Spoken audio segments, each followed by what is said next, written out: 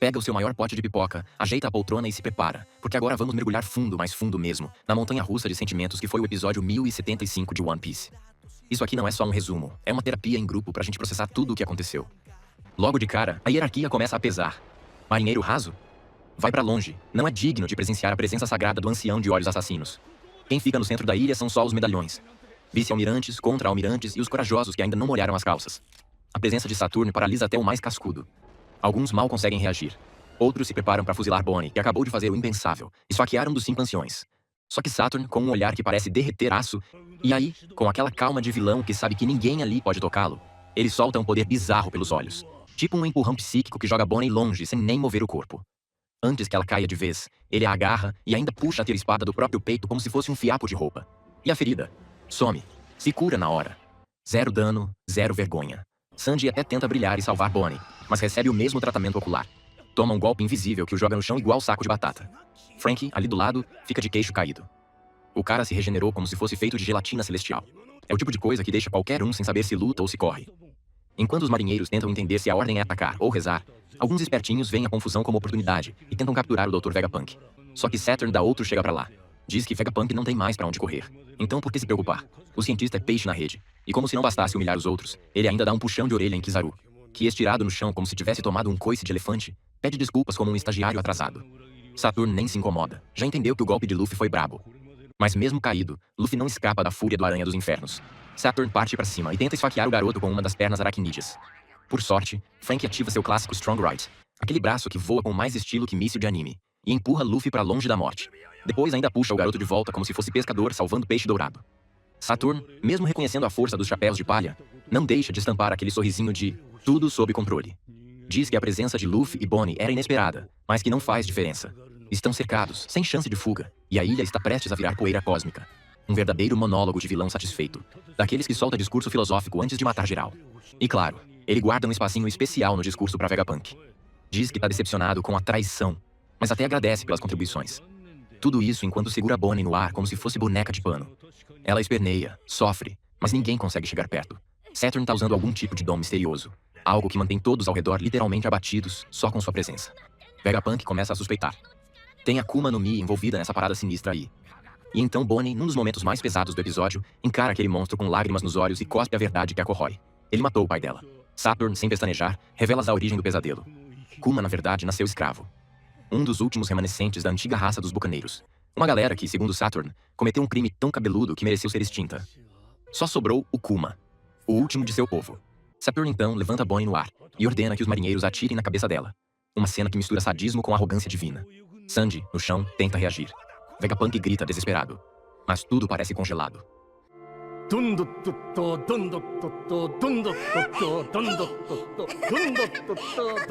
Nesse momento, Bonnie mergulha num flashback. Lá no fundo da memória, ressurge a imagem do pai, Kuma, sorrindo com ternura e contando sobre a lenda de Nika, o guerreiro da libertação. Ele dizia que um dia queria se tornar um herói como ele. Alguém que tirasse as pessoas do sofrimento. Bonnie, no fundo de sua mente, se perguntava se esse tal de Nika também viria salvá-la. E Kuma, confiante como só um pai pode ser, dizia que sim. E aí, o episódio escancara as portas do passado. 47 anos atrás, no Reino Sorbet, nasce um bebê chamado Bartholomew Kuma, filho de um bucaneiro gigante, Clap, e de uma mulher humana. A felicidade dura pouco. Quando o governo mundial descobre sobre o sangue que corre nas veias do menino, o destino da família é selado. Escravidão total. Kuma cresce carregando pedras maiores que ele mesmo, apanhando por qualquer motivo e vendo sua mãe desaparecer.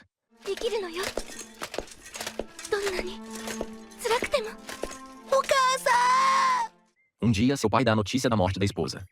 Kuma desmorona. Mas Clap, mesmo acorrentado, tenta acalmar o filho com a história de Nika.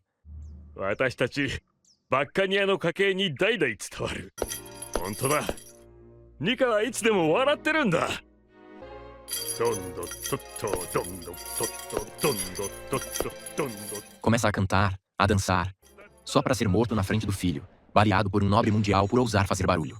Os anos passam, e em West Blue surge um evento monstruoso. O torneio de expurgo de nativos, promovido pelos próprios nobres mundiais. Um genocídio com cara de campeonato. A ilha da vez? God Valley. Uma terra rica e fora do domínio do governo mundial, que por isso mesmo virou alvo. A missão era simples: exterminar todos os habitantes e capturar escravos problemáticos. Quem tentasse impedir, morria. O próprio rei da ilha tentou. Só para ser morto por ninguém menos que o jovem Figarland Garland. que tratava o massacre como um jogo. E sim, Saturn estava lá também. Frio, calculista, observando tudo. Kuma tenta escapar, mas é recapturado. Ironicamente, pelos próprios escravos, que sabiam que se ele fugisse, todos pagariam o preço. No meio do caos, surge um certo jovem carismático, Emporio Ivankov. Acompanhado de sua irmã Ginny, ele cruza olhares com Kuma e reconhece a lenda viva. O garoto descendente dos gigantes. E sem titubear, Ivankov se apresenta como alguém que vai sobreviver. E pergunta a Kuma: "Você também vai?" Tudo começa com um show de horrores patrocinado pelos nobres mundiais, que resolveram brincar de Jogos Vorazes versão escravocrata, com o famigerado torneio de caça nativa. O regulamento era claro. Humanos classificados como coelhinhos raros, onde quanto mais raro, mais pontos. Tinha até ranking de super raros, como se fossem cartas colecionáveis de gente. Luxuosos prêmios prometidos ao campeão, claro. Nada mais justo quando se está apostando a vida dos outros. Enquanto os Tenryubitos se ajeitavam nas arquibancadas da crueldade, o desespero tomava conta dos prisioneiros, que corriam pelas florestas de God Valley como ratos num labirinto em chamas. Uns gritavam, outros choravam, e alguns já estavam rezando para acordar de um pesadelo que, infelizmente, era mais real do que as correntes nos seus pulsos. Do outro lado do mar, no modo férias ativadas, Garp curtia a brisa quando recebeu um chamado de Kong. O comandante não quis entregar o jogo, mas Garp, com aquele faro de veterano, sacou rapidinho que tinha coisa feia rolando. A menção ao nome de Roger foi o suficiente para fazê-lo largar o descanso e zarpar com sangue nos olhos. Afinal, quando Roger entra no baile, é porque a música vai tocar alto. De volta à Ilha Maldita, Ivankov, preso, mas nunca calado, começava a semear a esperança entre os prisioneiros. Nada de conto de fadas. Aquele jogo era uma sentença de morte fantasiada de competição. Mas se eles se movessem rápido, talvez, só talvez, pudessem virar o tabuleiro. A chave? 2 Akuma no Mi raríssimas plantadas no centro da ilha. A Uo no Mi modelo Seiryu e a lendária Nikkyu no Mi. Entra em cena Ginny, a hacker do submundo com habilidades de espionagem e um coração tão afiado quanto sua mente. Ela já tinha mandado tudo pros 4 ventos há semanas, com a esperança de que alguém, em algum canto, tivesse ouvido. Mas o plano precisava de um chamariz. E foi aí que Kuma, com aquele coração maior que o próprio Corpanzil, se ofereceu. Ele preferia se colocar em risco a ver mais alguém sofrendo. Ivankov até topou, mas deixou claro que não ia deixar o grandão morrer tão fácil. A bagunça ficou completa quando os Rocks Pirates desembarcaram com a sutileza de um tufão.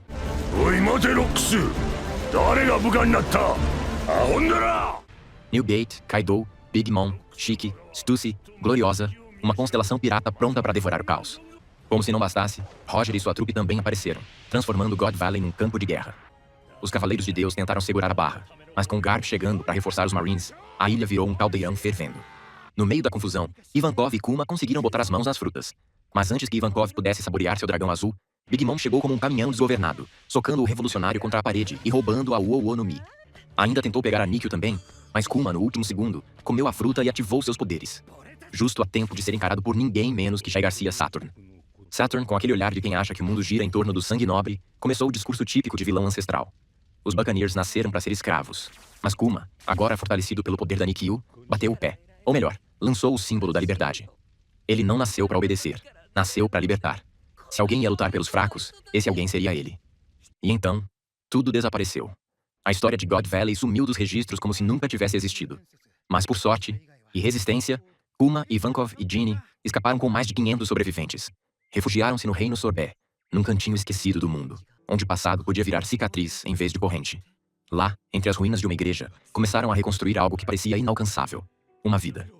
Ivankov decidiu seguir seu próprio caminho, enquanto Ginny e Kuma criaram um laço de irmãos. Ela se autodeclarou a irmã mais velha e começou a bater em quem ousasse chamar Kuma de monstro. Ele, por sua vez, usava seus novos poderes para aliviar a dor das crianças, quase como um santo de palmas acolhedoras. As mãos da libertação, como Ivankov dizia.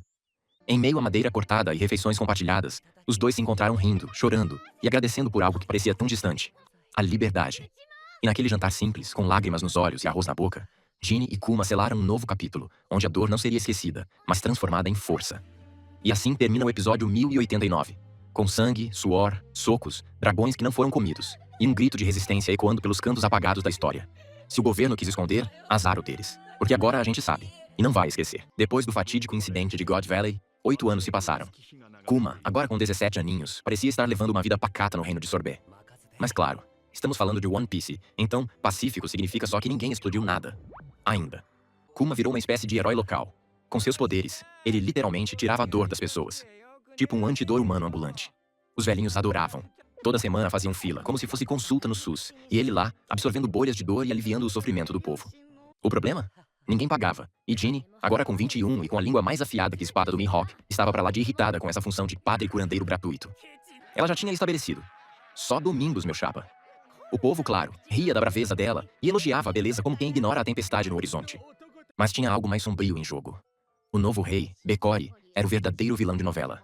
Um tirano frio que mandava os pobres doentes para uma prisão onde a dieta era vento e desespero. Tudo por conta do famigerado tributo celestial.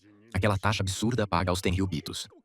Sim, os mesmos que já deviam ter sido processados por crimes contra a dignidade humana. Mas seguem aí, firmes e desumanos. Mesmo assim, Kuma continuava sua missão humanitária. E aqui, a gente vê o peso que ele carrega. Porque quando a noite caía e todos iam embora, ele absorvia toda a dor que tinha retirado das pessoas e jogava no próprio corpo, como um cofrinho de sofrimento.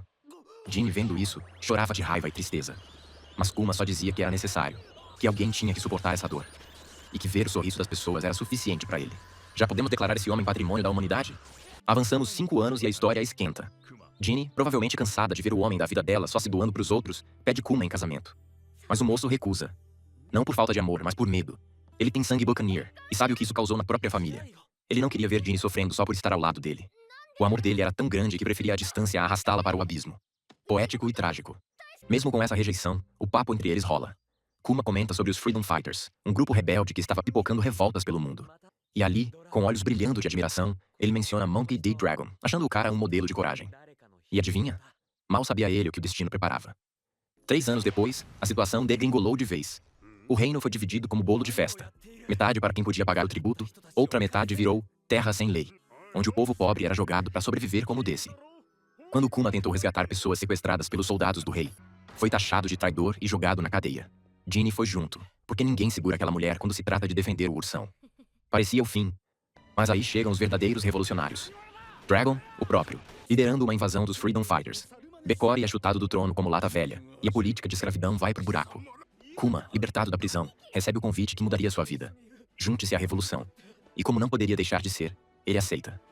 A partir dali, Kuma, Dragon e Ivankov transformam aquele grupo pequeno de manifestantes barbudos em algo muito maior. A temida e respeitada exército revolucionário. Com um novo foco, sem recursos, mas com vontade de sobra, viram mercenários da liberdade, ajudando rebeliões mundo afora.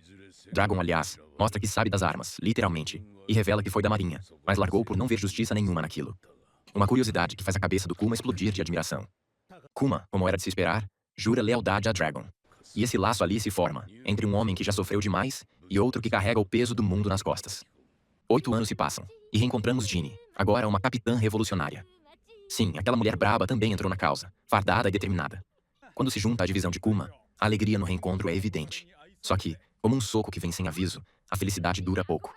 Ginny é capturada, do nada, de um inimigo inesperado, e o alerta bate na sala de comando do exército como um trovão em dia limpo. Dragon é notificado. A tensão sobe, e a sensação de que algo terrível se aproxima fica no ar como uma tempestade engarrafada. A cortina se abre e a gente cai de paraquedas em Baltigo, o QG dos revolucionários. O clima não é de festa, rapaziada. O ar tá pesado, tenso, daquele jeito que você sabe que a conta do cartão de crédito chegou. Um Ben Mushi, nosso querido caramujo fone, tá gritando desesperado. É uma chamada do South Blue, e do outro lado da linha, a galera tá pedindo socorro. A coisa por lá desandou. Uma tal de revolta Tumi tá botando pra quebrar, e os revolucionários locais estão tomando um vareio, precisando de reforços pra ontem. Aí entra em cena Ivankov, com toda sua pose e extravagância, mas com a voz carregada de uma preocupação real. Ele joga um balde de água fria na esperança da galera, dizendo que é impossível mandar ajuda. As mãos deles já estão ocupadas até o último fio de cabelo postiço cuidando da montanha de feridos que chegou do reino de Goa. A situação é a clássica do cobertor curto. Cobre a cabeça e descobre o pé. Mas então, no meio daquele silêncio pesado, uma voz grave, que parece carregar o peso de 1000 pianos, corta o ar. É ele, Bartholomew Kuma. Nosso gigante quieto, com sua Bíblia inseparável na mão, simplesmente afirma que ele pode ir. Ele vai resolver. Ivankov olha pra ele com aquela cara de: "Você tá maluco?" Zrenia dando um puxão de orelha de amigo. Ele diz que Kuma está sendo imprudente, agindo no calor do momento. E aí, Iva-san solta a frase que é a chave para o cofre de tristezas do nosso urso. Ele diz que Kuma se tornou muito mais impulsivo e raivoso desde aquele dia. E que dia foi esse? Ah, meu amigo, é aqui que o queixo da gente cai e o chão se abre. A gente descobre o motivo da nuvem de tempestade eterna que paira sobre Kuma. A razão de sua fúria silenciosa. Ginny, a alma vibrante e esfomeada do exército revolucionário, a garota que trazia luz por onde passava, foi capturada pelo governo mundial. E o destino dela foi o mais podre e cruel que se pode imaginar. Ela foi forçada a se tornar uma das esposas de um daqueles tenryubitos nojentos e asquerosos em Marijoa. Só de digitar isso, o estômago revira. Foi essa tragédia, essa violação, que acendeu um vulcão adormecido dentro de Kuma. Uma fúria que ele carregava como uma âncora no peito. Avançamos 2 longos, torturantes anos. 2 anos de um inferno que a gente mal consegue imaginar para Ginny. E 2 anos de agonia silenciosa para Kuma e seus companheiros. De repente, o Dendenmushi toca de novo, como um fantasma do passado. É a voz dela. A voz de Ginny, mas não é a mesma. Está fraca, arrastada, uma sombra daquela energia contagiante. Para o horror absoluto de todos que ouviam, ela conta que ficou doente. Uma doença estranha, que ninguém conhecia. E por causa disso, com a crueldade casual que só eles possuem, os nobres mundiais a descartaram. Jogaram-na fora da Terra Santa como se fosse um objeto quebrado. A ligação, ela sussurra, era apenas para isso. Para se despedir. Nesse momento, Kuma se desfaz. O gigante controlado vira um homem em puro desespero.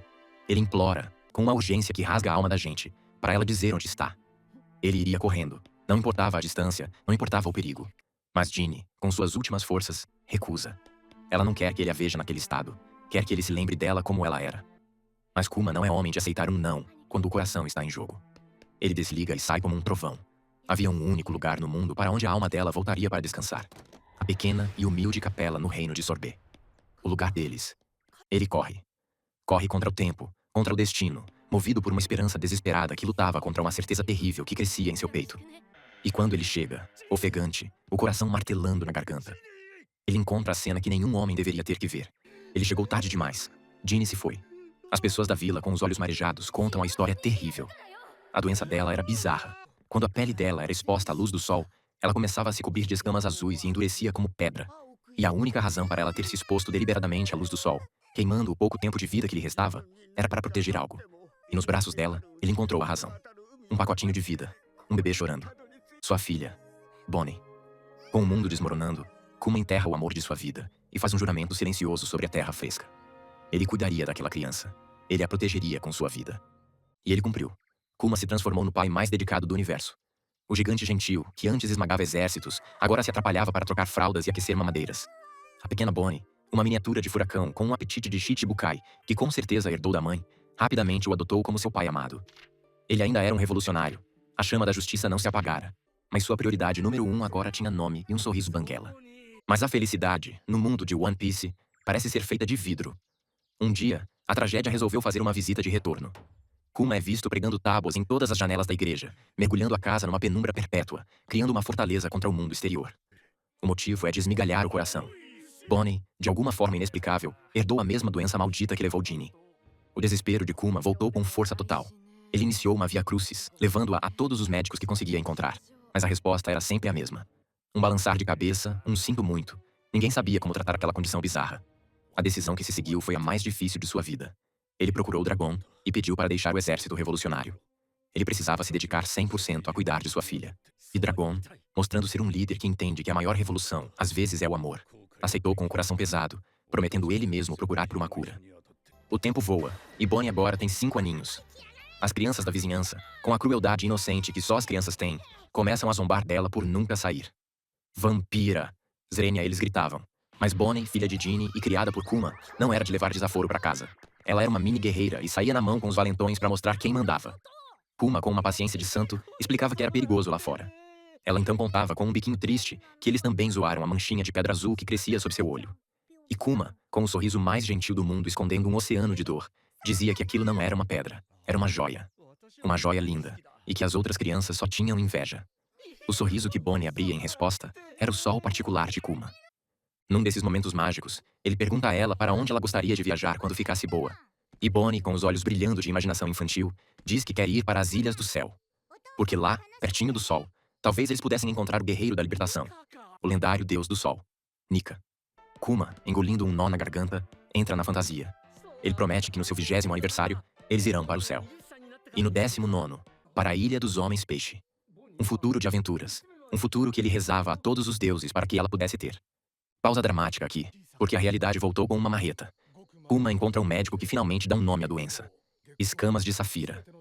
E o prognóstico é uma sentença de morte. É incurável. E pior, mesmo protegida da luz do sol e da lua, a doença continuaria a avançar. Ela provavelmente não passaria dos 10 anos de idade. O coração de Kuma não se partiu. Virou pó. Enquanto ele processa essa informação devastadora, o destino prega sua peça mais cruel. Bonnie revela que ouviu a conversa. Kuma, tentando proteger o que restava da inocência dela, confirma que a condição dela vai continuar, até ela completar 10 anos. E aqui, o cérebro de uma criança de 5 anos, desesperado por boas notícias, faz a sua mágica. Bonnie interpreta a frase da única maneira que uma criança esperançosa poderia. Ela entende que quando fizer 10 anos, a doença vai acabar. Ela vai ser curada. Um ano se passa. Um ano em que Kuma vive nessa bolha de amor e mentira, fazendo de cada dia o melhor dia da vida de Bonnie. Mas como se o drama pessoal dele já não fosse o suficiente para uma vida inteira, o mundo lá fora decide que ele não sofreu o bastante. Ele recebe a notícia de que o rei Bekori, aquele tirano maluco, um pesadelo reciclado, voltou para o reino de Sorbet. E ele voltou pior, completamente insano, com um plano que parece saído de um manual do vilão mais genérico e cruel possível: queimar os fracos e idosos do reino em suas próprias casas. E assim, encerramos mais um episódio insano dessa saga épica. Se curtiu essa zoeira, não esquece de deixar o like, se inscrever no canal e compartilhar esse vídeo com a tripulação. Afinal, a zoeira em One Piece nunca tem fim. Até a próxima e bons ventos nos mares da zoeira.